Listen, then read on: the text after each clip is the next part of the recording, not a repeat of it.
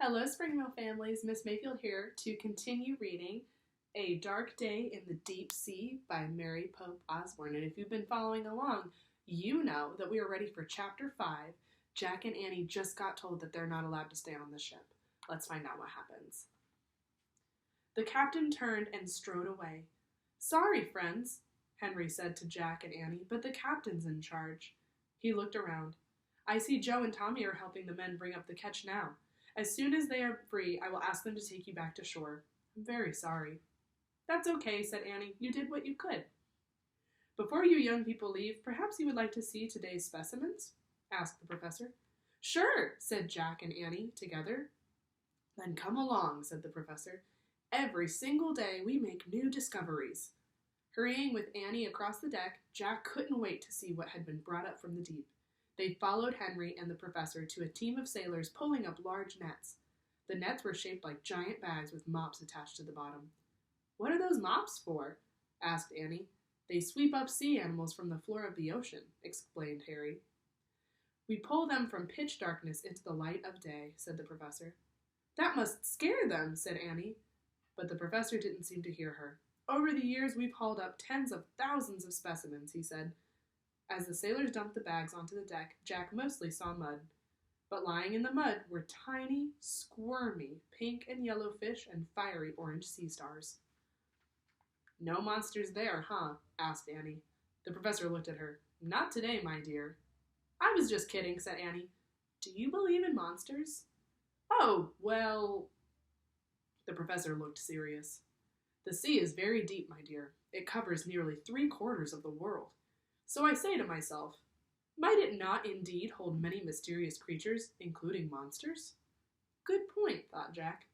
"But don't be afraid, children," said the professor. "Someday we'll catch all the monsters and study them. We will conquer our fears through knowledge, won't we, Henry?" "Yes, sir," said Henry. "Conquer our fears through knowledge." The professor repeated his thought with enthusiasm. "I shall add that to my lectures." Low thunder rolled in the sky. Jack looked up. Black clouds hovered overhead. A strong gust of wind swept over the deck. "Attention!" the captain shouted, heading toward them. "A squall is headed our way. For now, take the children below to the main deck." "Yes, sir," said Henry. He smiled at Jack and Annie. "Well, friends, I suppose you get to stay with us for a little while longer after all." "Yay!" Annie said softly. "Only those on watch stay on deck," the captain shouted to his crew. "Everyone else get below." Henry led Jack and Annie away just as the rain began to pour down. Water dripped from Jack's hair and backpack and life vest as he and Annie followed Henry down a steep flight of stairs to a dimly lit hallway. "Our ship was converted from a war vessel to a ship of sea laboratories," Henry said. "The Navy removed 16 of the 18 guns on board to make room for them. Would you like to see mine?" "Oh, yes," said Jack.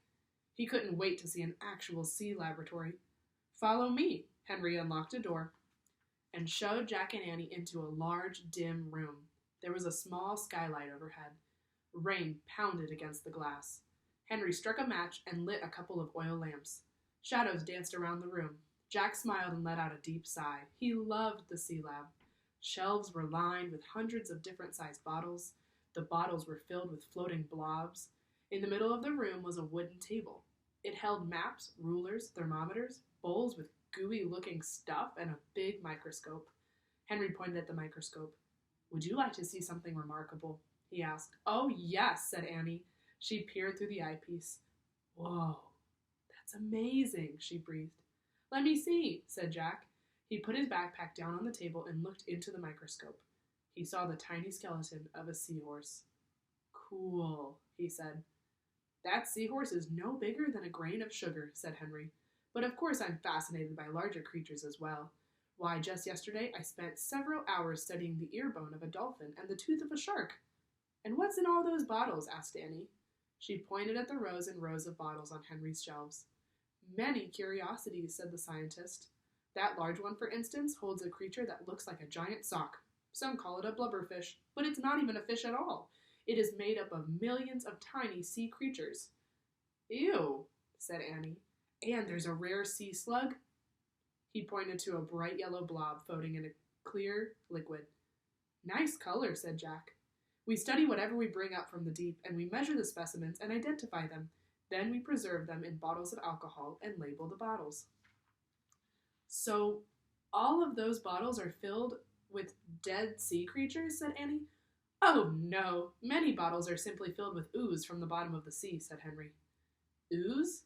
Said Jack. The official name for mud, said Henry, smiling. Here, feel it. Henry picked up one of the plates on the table and held it out to Jack and Annie. They rubbed the sticky, wet mud between their fingers. Ooze is a good name for it, said Jack. Henry gave them a cloth to wipe their hands off. Would you want to touch ooze from the bottom of the ocean? I don't know if I would. Sounds kind of gross. Then he picked up a large book from the table. And here is the notebook where I transfer my drawings of natural history specimens, he said. He opened the book. Inside were beautiful watercolors of shells, plants, and butterflies. These are great, said Jack. Henry's notebook reminded him of the notebooks he'd seen in the Leonardo da Vinci studio. This is beautiful, said Annie. She reached across Henry's table and picked up a gleaming, round seashell. The shell was white, with curved reddish-brown lines. Yes, Henry said softly, my nautilus shell. Is this one of your specimens? Asked Annie. No, I don't consider that a specimen. It's more like a treasure.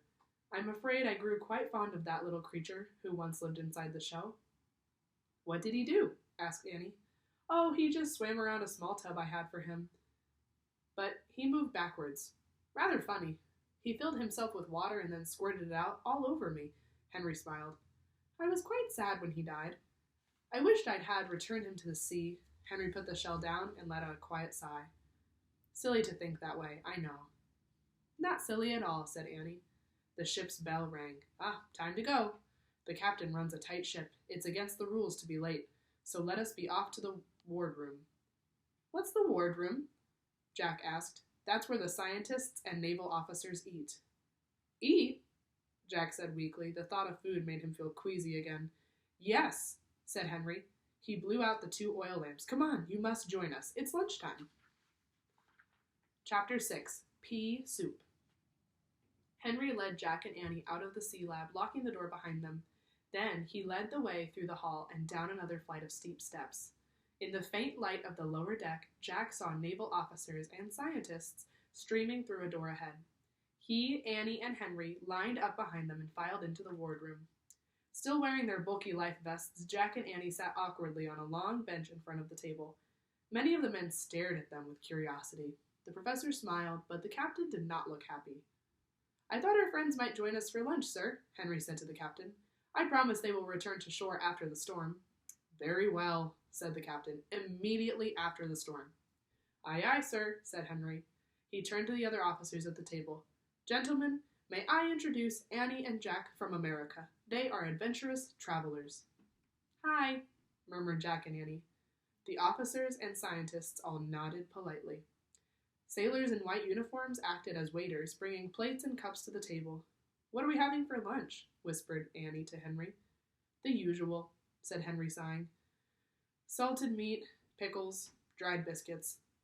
This is not good, thought Jack. He was right. When he was served, he could hardly look at his food, much less eat it. He was thirsty, though, so he reached for his cup and took a long sip of water. Jack immediately spit the liquid back into his cup. It was unbelievably sour. He gagged and coughed. When he looked up, everyone was staring at him, including the captain. Excuse me, Jack said, wiping his mouth. His face felt hot from embarrassment. You just guzzled your lime juice, lad, said the professor. Most of us take it in small sips. Lime juice? Asked Annie. Why? It prevents scurvy, said the professor. Every day we all drink a cup of lime juice for vitamin C. Otherwise we'd get sores and rotten teeth. Yuck, said Annie. Henry smiled. You won't get scurvy if you eat fruits and vegetables, he said. But it is hard to keep vegetables and fruit on board for a ship. Jack couldn't think about eating or drinking anything at the moment. All of it, especially the pickles, made him feel even queasier. The rolling of the ship didn't help either. The waves seemed to be getting worse, he said to Henry. They do indeed, said Henry. He turned and looked out a small window. Can't see a thing. It's as thick as pea soup out there. Oh no, Jack groaned to himself. Please don't talk about pea soup. The ship lurched. Cups and plates slid across the table and crashed to the floor. Annie grabbed Jack as the ship rocked wildly. "Steady as she goes," said the captain. "It seems the storm is fully upon us," said the professor. The ship lurched again. More cups and plates slid off the table. Jack and Annie almost slid off of their chairs. But without any sign of nervousness, the officers and scientists stood up and hurried out of the room as if they knew just what to do in bad weather. "I'll take you down to the hold," Henry said to Annie and Jack. "We'll wait there until the waves calm down." The ship pitched violently as they stood up from the table. Holding on to the back of their life vests, Henry steered Jack and Annie out of the wardroom. Jack nearly slipped on the wet floor. His bare feet crushed some soggy biscuits and pickles. He tried not to think about it.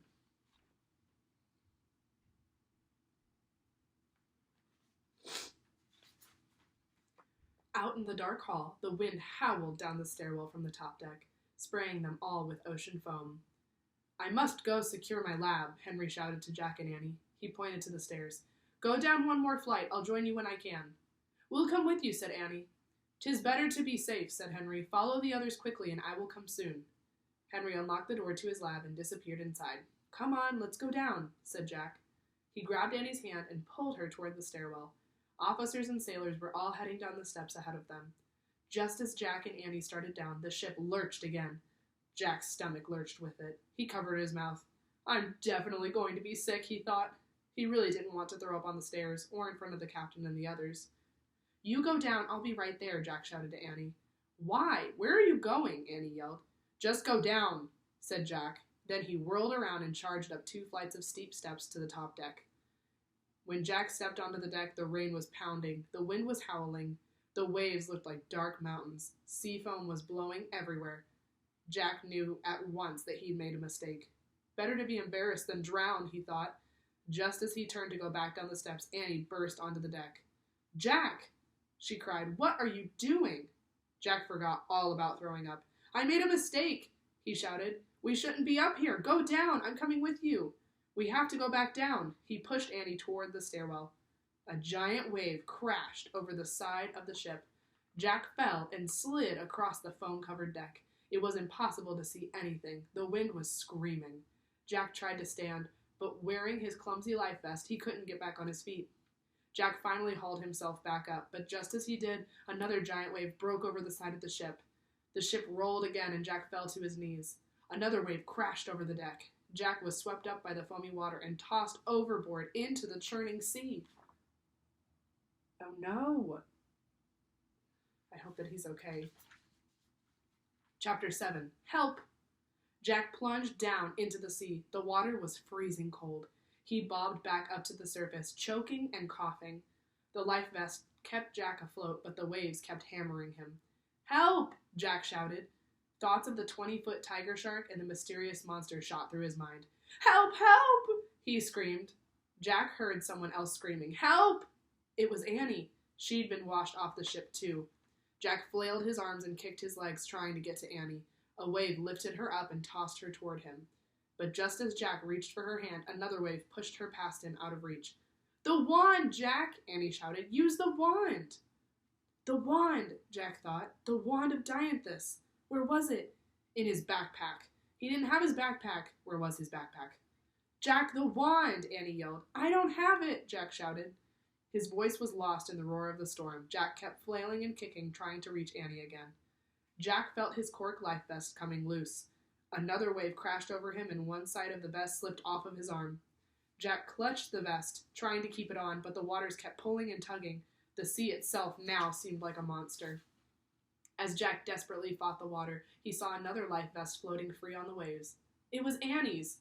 Where was she? "Annie!" Jack screamed as he looked around. He lost his fight with the sea. A wave washed his vest right off of him, and then another wave crashed down on his head and pushed him down into the deep.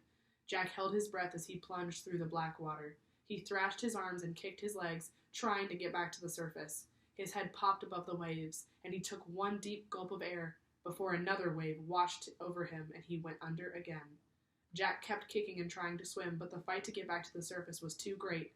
Just when he was about to run out of air, he felt something curl around his waist. Then he felt himself being lifted toward the surface. Jack's head popped above the water again. He opened his mouth and gasped for air. The waves were swirling and foamy, but Jack kept his head above them. Something around his waist was holding him up. Jack couldn't think at first. He was trying too hard to breathe, but then he saw something spreading across the water near him. It looked like a giant gray umbrella with dark spots all over it. Rising from the center of the umbrella was a huge, rounded head. It had yellow eyes with black pupils. Stretching out from the umbrella were tentacles. Lots of tentacles, all connected by a thick web with double rows of suckers on each one. A giant octopus? Jack thought with horror. It was much bigger than the octopus they'd seen a long time ago. And this time, a tentacle of the huge creature was curling around his waist. "Help!" Jack shrieked. He tried to pull himself free from the thick, rubbery arm. The giant octopus held him tightly. Jack looked around wildly. Where was Annie? I see her. Do you see her? They're really in a pickle now. Jack! Annie shouted. Jack saw her. One of the octopus tentacles had lifted Annie above the surface of the water, too. Jack's relief at seeing Annie was matched by his terror. "We're caught!" he cried. "Try to escape!" Jack kept trying to break free from the huge tentacle, but the more he fought, the tighter the grip of the octopus became. "Don't fight him, Jack," Annie yelled. "He's rescuing us." Jack couldn't think straight. Was she crazy? "He'll strangle us and pull us back under," he said. "We have to fight him." "No," Annie said. "You're wrong. Can't you see? He's saving us from drowning." "He is?" thought Jack. Jack tried not to panic. The octopus arm around his middle felt firm, but he could tell that it wasn't actually trying to strangle him. It felt like he was hugging him, circling him like an inner tube, holding him above the water. Jack saw the creature's huge yellow eyes fixed on him. As Jack stared back into his eyes, he knew what Annie was saying was true. The creature wasn't trying to hurt him. Instead, the octopus looked concerned. He looked curious, too, and even a little shy. Staring back into the eyes of the octopus, Jack found himself smiling. As he and Annie kept bobbing up and down in the arms of the octopus, all of Jack's fears vanished. This was the weirdest rescue he had ever experienced.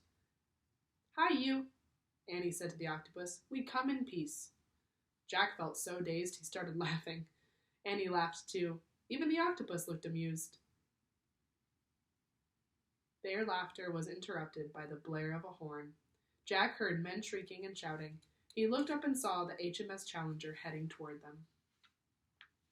Chapter 8, Monster of the Deep. And we will get to that next chapter next time. Thanks for joining me, friends.